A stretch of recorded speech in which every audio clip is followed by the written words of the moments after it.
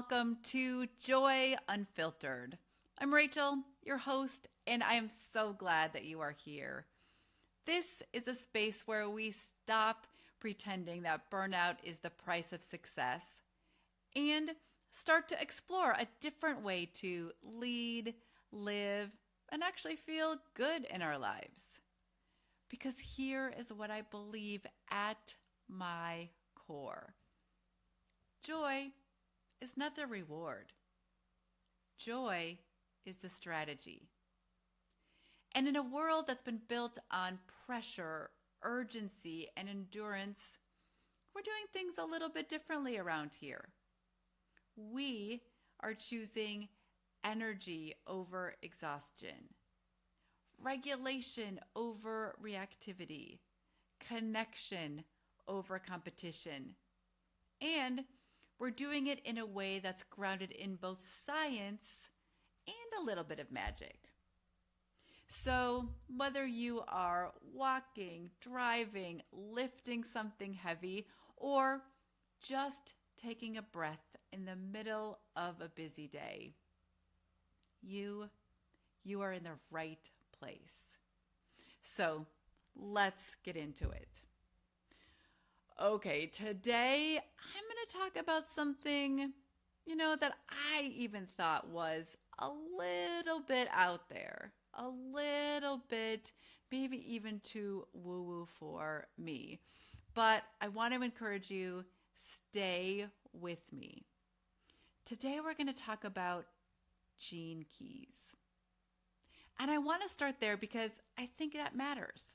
When I first heard about gene keys, I did not immediately think, yes, this is my thing. I thought, sounds a little mystical, a little abstract, and maybe a little hard to trust. Because I like things that work. I like things I can use. I like things that help me lead better, think better, and live better. So gene keys were just, I thought they were a little bit out there. I thought maybe they were just going to be another interesting personality tool that sounded deep, but nothing changed. I was not interested. But let me tell you, that is not what happened. What happened was this. Once I started to see that gene keys were not giving me a quote-unquote new identity, they were giving me language for patterns that I already lived. And this is why I want to teach you about this today. And I want to teach you about this carefully, not as magic, not as woo-woo, not as fate, not as a label that you have to put on yourself, but as a map for seeing your recurring patterns under pressure, your best patterns in alignment, and the direction your leadership naturally wants to go. That is where gene keys got really interesting for me. So today I want to do 4 things. First, I want to explain what gene keys actually are. Second, I want to explain why we start with those first 4. There's 4 gene keys that we're going to start with. Third, I want to show you mine and how I use them just as a reference. And fourth, I want to give you a step-by-step process for finding and using your own in a way that supports your patterns or your pattern changes and also supports joy-led leadership. So let's start with the foundation. Gene keys. Gene keys is a system created by Richard Rudd. On the official site, it's described as a synthesis of practical wisdom meant to guide people toward a deeper understanding of themselves and their potential. These official materials also explain that gene keys are not simply astrology and not a traditional profiling system. They're meant to be used as a contemplative path of inner transformation rather than just a rigid personality label. And that matters. Because if you treat gene keys like a label, they get flat really fast. And if you treat them like a living mirror, they get powerful.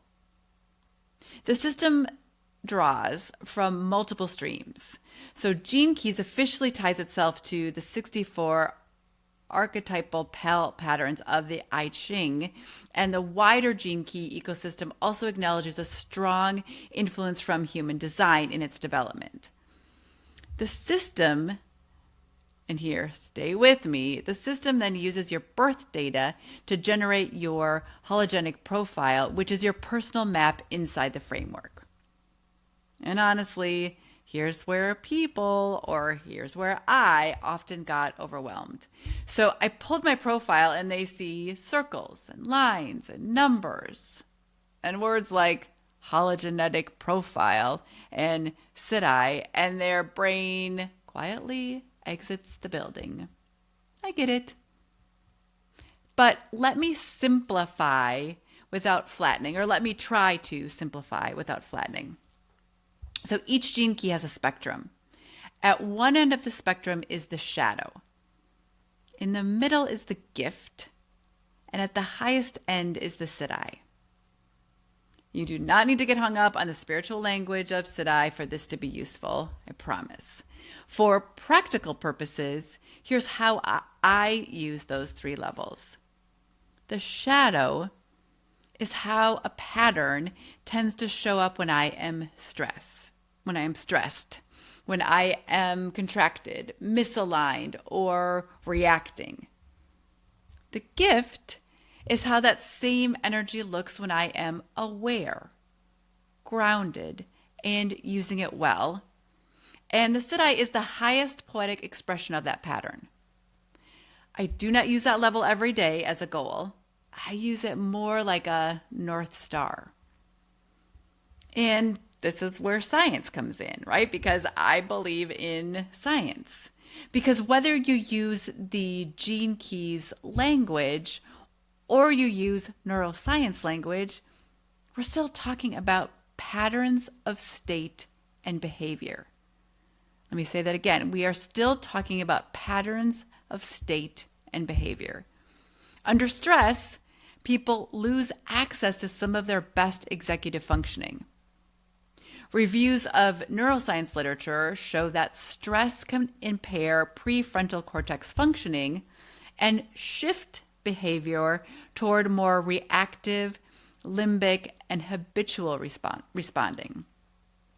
The prefrontal cortex is deeply involved in decision making, impulse control, and top-down regulation. That is one reason I do not dismiss the Gene Keys as fluff. Because when Gene Keys says that you have a shadow pattern, I can hear it in a grounded way, in a scientific way. What do I tend to do when I am under pressure and not fully resourced? What do I do when I am under pressure and not fully resourced? That's a serious leadership question. And when the Gene Keys points to a gift, I hear, what does the same energy look like when I am regulated, aware, and aligned? That is also a serious leadership question. So for me, Gene Keys became useful the moment I stopped asking, do I actually believe in this? And I started asking, do I recognize this pattern in my life? And honestly, that did change everything. So let's talk about why we keep using those first 4 Gene Keys. In Gene Keys, the starting point is what they call the activation sequence. The official materials describe the activation sequence as the primary sequence in the hologenetic profile. Again, do not get hung up on that language. And say that it highlights your 4 prime gifts, which are your life's work, your evolution, your radiance, and your purpose. This is presented as the foundation, the place where you begin before moving into the deeper sequences. So, why those 4? Because they give you a first architecture. They help answer 4 foundational questions for you. What am I here to express? What tends to challenge me and what tends to grow me? What supports my vitality and magnetism? And what deeper current is trying to move through my life? So that's why they start there. That's why I start there, because clearly I'm still learning myself. And not because the rest of the profile doesn't matter, but because those 4 gave me enough clarity to work with. Those 4 gave me enough to notice, enough to start to practice, enough to begin. And I really want to underline the word begin. Because gene keys can be super overwhelming if you try to master it all at once. And I have not gone as deep as you absolutely can. The official Gene Keys guidance repeatedly points people back to contemplation and taking the profile step by step, start with the foundation, rather than becoming overly fixated on the entire system. And that was super helpful for me. I didn't need to be a Gene Key scholar, nor do I want to be a Gene Key scholar. I needed to become more honest about my own internal patterns. So let me just walk you through my 4 so that we can use that as an example. Based on the profile that we already generated, my first 4 are the Gene Key 2. Again, do not get hung up on these numbers. But Gene Key 2 is my life's work. Gene Key 1 is my evolution. Gene Key 13 is my radiance, and Gene Key 7 is my purpose. Again, do not get hung up on the language. I am not saying that these gene keys caused me to create a podcast or build joy-led leadership, but I am saying that knowing, labeling, understanding helped me understand why those things feel deeply true to me. They gave language to a pattern that I was already living. So let's start with Gene Key 2, my life's work. So that Gene Key says that my shadow, my dysregulation is dislocation, the gift is orientation, and the Siddhi is unity. And this one hit me because I know the feeling of dislocation. It's the feeling of being busy but not aligned. Moving, but not clicking. Producing, but feeling just slightly off center. Before I had this language, I might have interpreted that as I'm not doing enough, not being focused. I just need a new plan.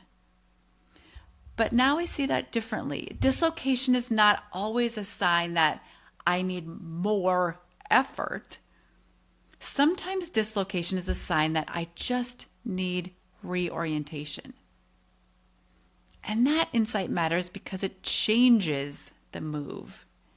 If I'm living the shadow of that pattern, I will try to solve misalignment with force. But if I'm moving toward the gift, that is going to allow me to pause and ask a different question. What would bring me back into alignment right now? That's not a passive question. That's leadership. That is why this Gene Key helped me understand my message around joy. Because joy for me is not fluffy, is not a reward at the end of the road.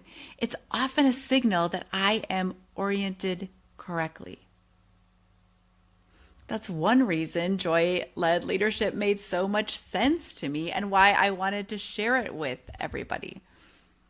It's not branding, it is pattern recognition. So that was Gene Key 1. Gene Key 2 helped me see that part of my work is helping people come home to themselves. Helping people come home to themselves. That's a big deal. I don't want to entertain you. I don't want to impress you. I don't want to just motivate you. I want to orient you. And once I saw that, my work got more clear. Okay, so that was all about Gene Key 2. So now let's go to Gene Key 1, my evolution. The shadow is entropy. The gift is freshness, and the Siddhi is beauty. This is the one that explains so much about how I move. Entropy can feel like stagnation, dullness, flatness, or creative dead air. Not dramatic collapse, more like the life force got all sleepy. And under my old patterns, I would try to push, make myself perform, make myself produce, grit my way through the fog. But having this language reframed that for me. It said, my path through this is not force. Don't force yourself to do more. My path is freshness. And that's such a different instruction. Freshness means movement, novelty, new perspective, new language, new energy, new experiment. And this is one place where neuroscience overlaps beautifully, because remember, I also like science. Research on novelty and dopamine shows that novel stimuli can energize behavior, support motivation, and influence learning and information seeking. Novelty is not a silly extra. It changes the system. So when I create a new podcast episode, explore a new framework, give language to a new idea, like Gene Keys, or challenge an old leadership model, I'm not just being random. I am working with one of my core patterns. Freshness is part of how I evolve. And this helped me understand why creating something like joy-led leadership feels natural to me. This helped me understand that it is a fresh articulation of a truth that I have already been living. Having this understanding gave me permission to stop shaming that instinct and start using it strategically. Okay, let's move on to the third one, Gene Key 13, my radiance. So the shadow of this is discord. The gift is discernment, and the Siddhi is empathy. Radiance is part of this activation sequence because it points toward vitality and what supports your aliveness. So the Gene Keys places radiance among the 4 prime gifts for that reason, right? Let's talk about what makes us alive. And for me, this key explains why conversation matters so much. Podcasting makes sense through this. Community, building community makes sense through this language. Listening makes sense through this language. Because when this energy is distorted, there is discord, misattunement, misreading, emotional noise. Things feel off between people. But when it moves towards the gift, it becomes discernment. That means I am listening for what is really there. I'm hearing more than words. I am noticing nuance, energy, emotional truth. And at its highest expression, that becomes empathy. This helped me understand why my work is not just about teaching ideas. It's about creating spaces where people feel seen enough to shift. That matters in leadership. And again, the science backs up the importance of this kind of environment. Research and leadership writing on psychological safety consistently point to trust and safety as essential conditions for high-performing teams and learning cultures. Google's well-known team research and Amy Edmondson's work have been widely cited in this area. So when I say community over competition, I am not just saying something nice, although it is nice, but I'm not just saying something nice. I am saying that connection changes capacity. This gene key helped me understand why voice, listening, and meaningful conversation are not side dishes in my work. They are the main course. They are central to what I do. All right, and finally, purpose. I have gene key 7 for purpose. So that shadow is division. The gift is guidance, and the Siddhi is virtue. This one feels especially important for joy-led leadership because division is one of the dominant patterns of modern leadership culture. Us versus them. Win at all cost. Guard your position. Control the room. Perform certainty. But this gene key says my work is not to dominate that model. It is to guide beyond it. That word matters to me. Guidance. Not control. Not performance. Not pressure. Guidance.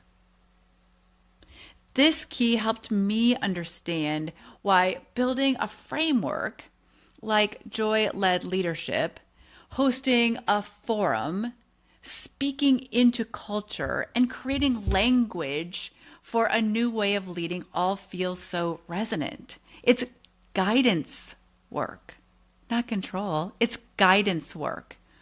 And once I had that language, I could stop trying to fit myself into leadership models that felt brittle and depleted and just not like me.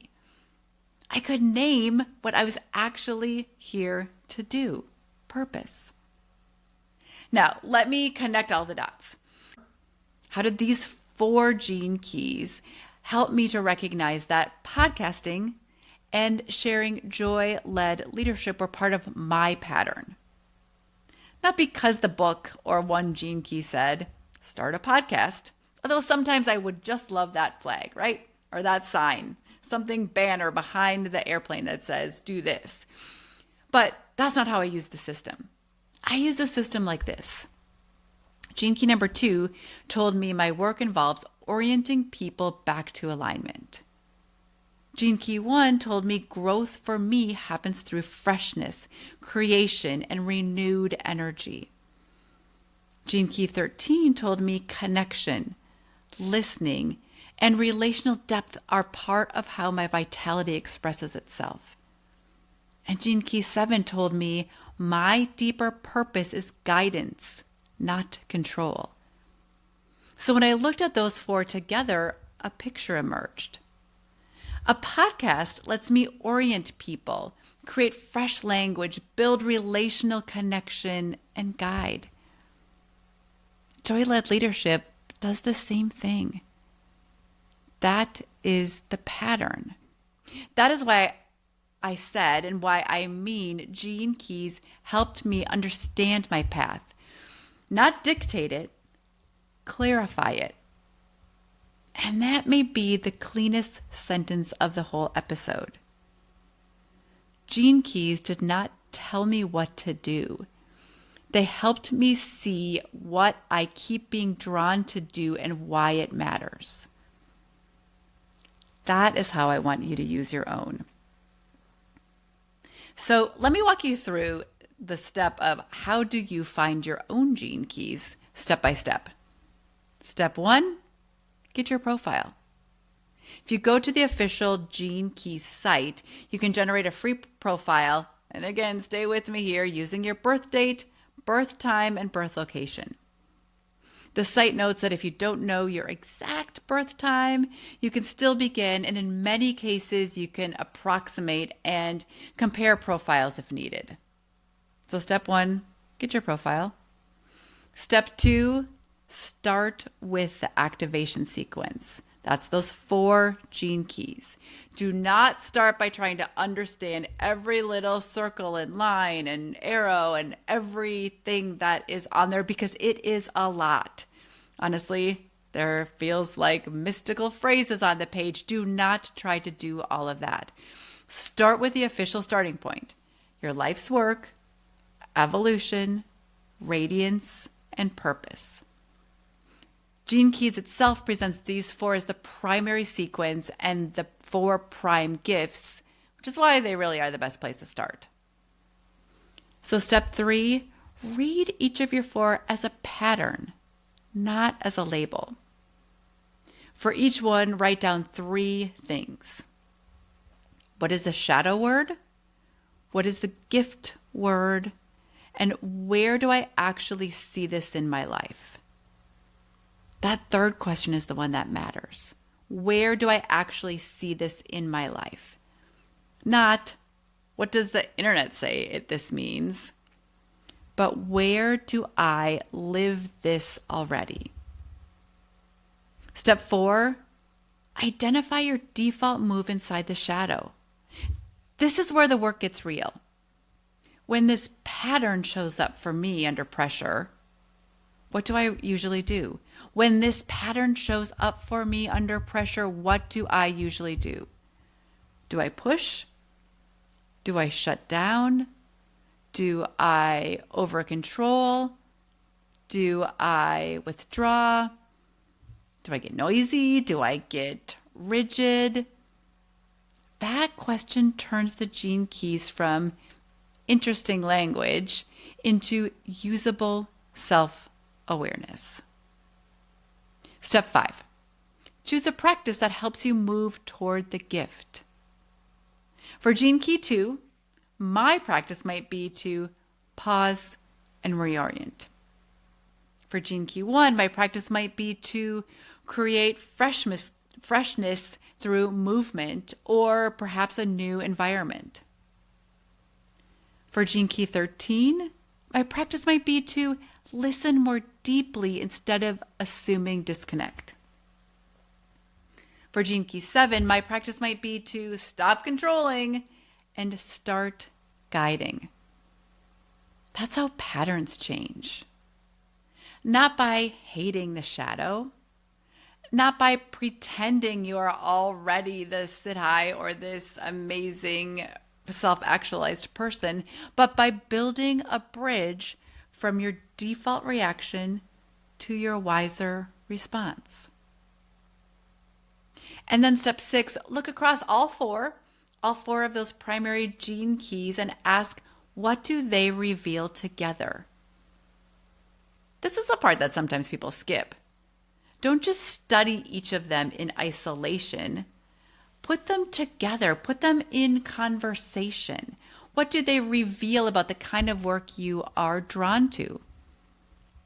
How do you naturally lead? What throws you off? What brings you back? What kind of environments nourish you? What contribution keeps repeating in your life? That's where your pattern becomes a path. That's where the map starts to speak. And that is where joy-led leadership comes from. Because for me, joy-led leadership is not just a nice phrase. Joy-led leadership is what happens when I apply my map. When I use orientation instead of forcing, that's joy as strategy. When I use freshness instead of grinding, that is joy as strategy. When I use discernment and empathy to create connection, that is joy as strategy. And when I use guidance instead of control, that is joy as strategy. And that's why this matters to leadership. Because leadership is pattern expression. Leadership is what your inner state becomes in public. Under stress, your patterns shape how you speak, decide, react, listen, lead. Stress can bias decision making and move people toward more habitual responding.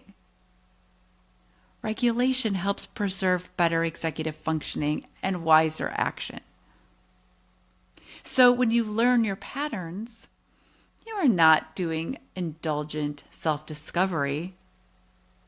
You're doing leadership work. You are learning where you go under pressure. You are learning what brings you back. You are learning how to stop making your stress everyone else's workplace. That's not woo. That's not weird magic. That is responsibility. So if gene keys have felt overwhelming or confusing or woo-woo to you, here's what I want you to remember. You do not need to master the whole system. You do not need to even believe in the whole system. You need to notice yourself.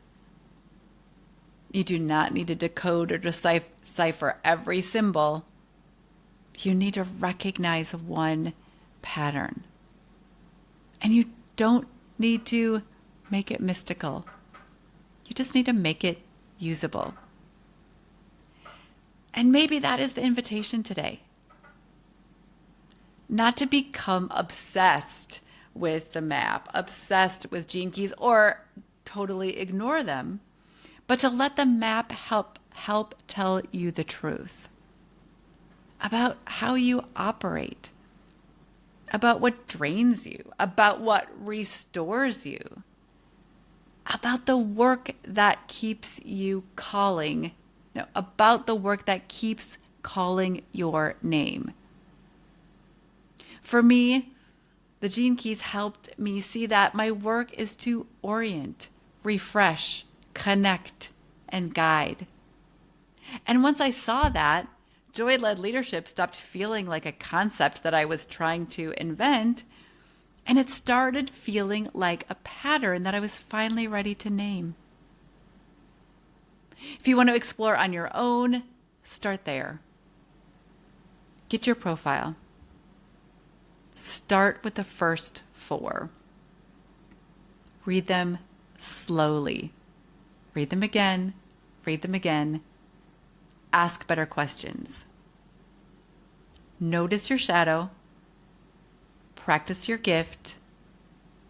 And watch what becomes more clear.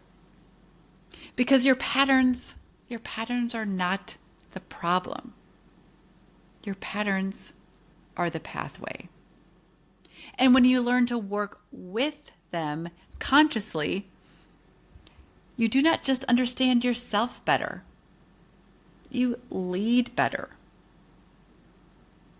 And if this episode resonated, share it with someone who is also curious about new ways to understand themselves, their patterns, without abandoning depth, science, or leadership rigor.